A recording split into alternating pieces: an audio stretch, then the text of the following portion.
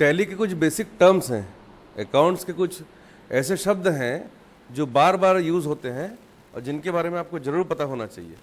ठीक है, वही मैं आज बताने वाला हूँ। ठीक है, जैसे कि एक शब्द है कैपिटल। क्या होता है कैपिटल? पूंजी। आपके पास जो भी धन है, पैसा है, फर्नीचर है, इक्विपमेंट्स हैं, मशीनरी है ना, बैंक में पैसा है, इन सभी चीज़ों में से, इन सभी पूंजी में से, इन सभी धन में से जितना हिस्सा आप अपने व्यापार में लगाते हो लाभ कमाने के उद्देश्य से, उसी को बोलते हैं हम लोग पूंजी। क्या बोलते हैं? पूंजी। लाभ कमाने के उद्देश्य से जितना पैसा आप अपने व्यापार में लगाते हो उसी को बोलते हैं पूंजी या कैपिटल। समझ गए? अब मैंने पूंजी लगाया, व्यापार किया, सामान खरीदा, बेचा, लाभ कमाया, वगैरह वगैरह। ठीक है, तो इसका वीडियो मत बना, मैं तो बनाऊंगा, बताऊंगा इसको अभी तो। हाँ, दूसरा है आहरण। अगर व्यापार में लाभ कमाने के उद्देश्य से मैंने पैसा लगाया है और मान लो मुझे अपने बच्चे की फीस भरनी है या अपने गाड़ी में पेट्रोल डलवाना है, अपने मोबाइल में रिचार्ज करना है, तो मैं पैसा कहाँ से लाऊंगा? मेरे पास एक ही व्यापार है। तो व्यापार में से अपने पर्सनल उपयोग के लिए, अपने व्यक्तिगत खर्चों के लिए जब कोई भी धन या कोई सामान आप अपने व्यापार से निकालते हो तो उसी को बोलते हैं ड्राइंग या आहरण। ठीक है, आगे समझ में आप लोग को? ये धन भी हो सकता है, ये आपका गुड्स भी हो सकता है, ये फिक्स्ड एसेट भी हो सकता है, करंट एसेट भी हो सकता है। जो भी अपने पर्सनल उपयोग के लिए आप निकालते हो उसी को बोलते हैं आहरण या ड्राइंग। ठीक है, अगला है दायित्व या लायबिलिटी। अगला है दायित्व या लायबिलिटी। लायबिलिटी मतलब क्या होता है? लायबिलिटी मतलब होता है वो सारे खर्च जो आपको जरूर करने पड़ते हैं, है ना। जैसे कि आपको, हाँ, जैसे दुकान का किराया अपन को देना है, या जैसे आपने कोई उधार लिया हुआ है वो आपको पटाना है, आपने नहीं दिया अभी तक का, ये सभी लायबिलिटीज़ होती हैं। अगला है संपत्ति। मतलब ये कि जो भी धन अब आपके पास इकट्ठा हो गया, आपके पास आता जा रहा है पैसा, वो सब संपत्ति। संपत्ति दो तरह की, एक होती है स्थायी संपत्ति, एक होता है अस्थायी। मतलब करंट एसेट और फिक्स्ड एसेट। फिक्स्ड एसेट मतलब जैसे कि फर्नीचर, भूमि, भवन, लैंड, बिल्डिंग, है ना, ये सभी फिक्स्ड एसेट में आता है। या कोई लंबे समय के लिए, बहुत ज़्यादा समय के लिए आपने कोई फिक्स्ड डिपॉजिट वगैरह करके रखा हुआ है, वो सारा कुछ। एक होता है करंट एसेट, जैसे कि कैश, छोटे छोटे इन्वेस्टमेंट 2 साल 4 साल के लिए जो करके रखते हो आप, वो सारा कुछ आता है आपका करंट एसेट में। अगला है रेवेन्यू। जब भी आप कोई माल को बेचते हो तो जो भी आपको उसमें से मिलता है पैसा, है ना, वही है आपका रेवेन्यू। ठीक है, ठीक है। अगला है एक्सपेंडिचर, मतलब खर्च, है ना। व्यय क्या होता है? देखो, एक्सपेंडिचर मतलब होता है खर्च।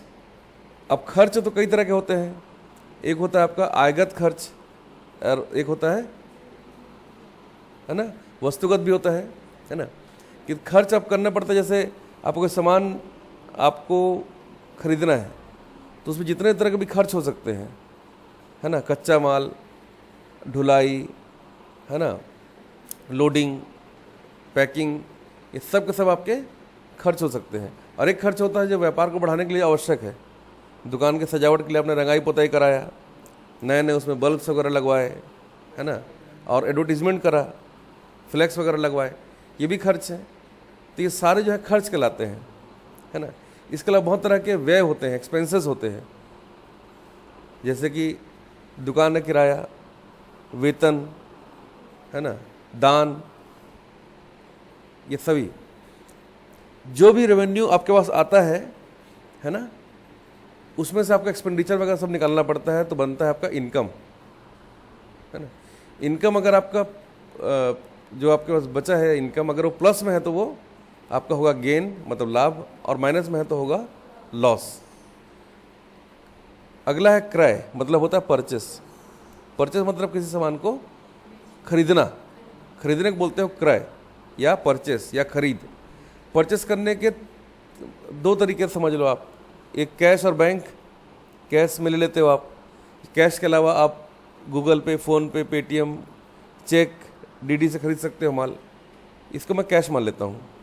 दूसरा है उधार, मतलब क्रेडिट, आपने सामान खरीदा पर पैसा नहीं दिया, पैसे आप बाद में दोगे, है ना। तो दो तरह का हो गया परचेस, एक हो गया कैश या बैंक, और दूसरा हो गया आपका क्रेडिट। ऐसे बेचने के लिए भी वही तरीका है आपका, एक तो आपने कैश में बेचा या फिर उसको उधार में बेचा, है ना। कैश मतलब नगद या फिर बैंक के माध्यम से, फ़ोन पे, पेटीएम, गूगल पे, चेक या डीडी के माध्यम से।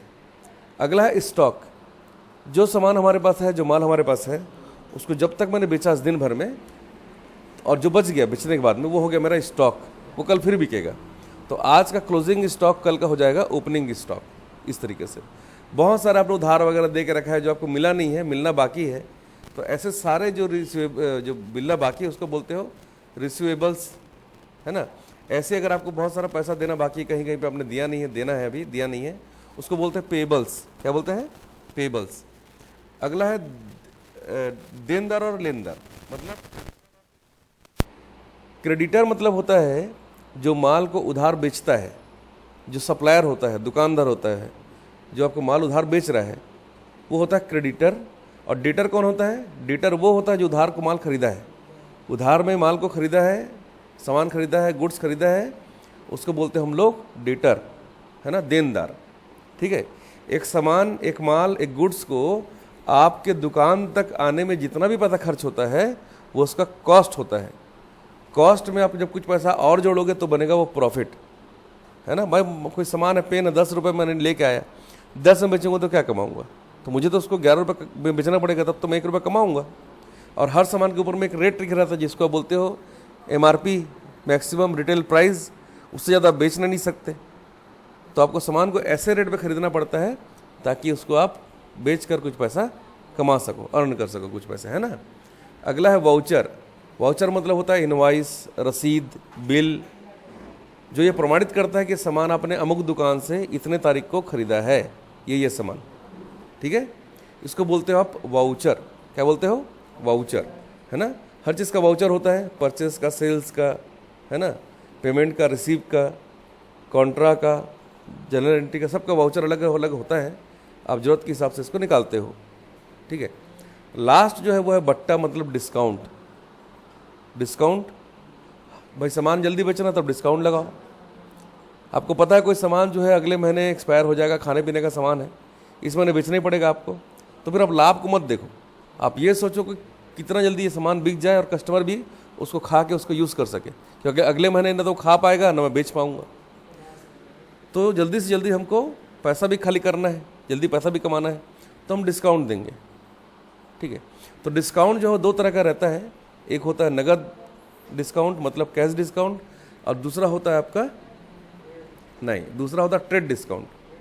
ट्रेड डिस्काउंट मतलब आपने नगद में छूट दिया ताकि सामान जल्दी जल्दी बिके, नगद पैसा आ जाए मेरे पास। ये जो डिस्काउंट है इसको लिखना जरूरी रहता है, नगद डिस्काउंट को लिखना जरूरी है। जो आप रसीद देते हो, वाउचर देते हो, उसमें भी दिखाना चाहिए कि मैं आपको इतना रुपये डिस्काउंट दिया हूँ। ये डिस्काउंट का रेट ज़्यादा होता है, ये डिस्काउंट ज़्यादा होता है, भारी डिस्काउंट होता है, 20%, 25%, 50% जो भी है। और ये डिस्काउंट कम ज़्यादा भी हो सकता है, कोई ज़्यादा सामान लिया तो ज़्यादा डिस्काउंट भी दे सकता हूँ मैं उसको, ठीक है। इसको लिखना ज़रूरी है ना। इसका जो वैल्यू है ज़्यादा रहता है। एक दूसरा होता है ट्रेड डिस्काउंट, जो दुकानदार को देता है, वो बहुत कम अमाउंट का होता है। जैसे 10 रुपये का पेन है तो उसमें 50% डिस्काउंट है या 25% डिस्काउंट है ना। तो इसमें क्या होता है, सामान आपको ज़्यादा खरीदना पड़ता है। अगर आपको ट्रेड डिस्काउंट चाहिए तो आप ज़्यादा माल खरीदोगे तो आपको ज़्यादा डिस्काउंट मिलेगा, नहीं ज़्यादा पैसा कमाना है तो, क्योंकि डिस्काउंट का रेट कम ज़्यादा नहीं होगा। अगर 1% डिस्काउंट तो 1% ही इसका डिस्काउंट रहेगा उसमें, चाहे आप 1 लो, चाहे 100 लो, चाहे 1000 लो, है ना।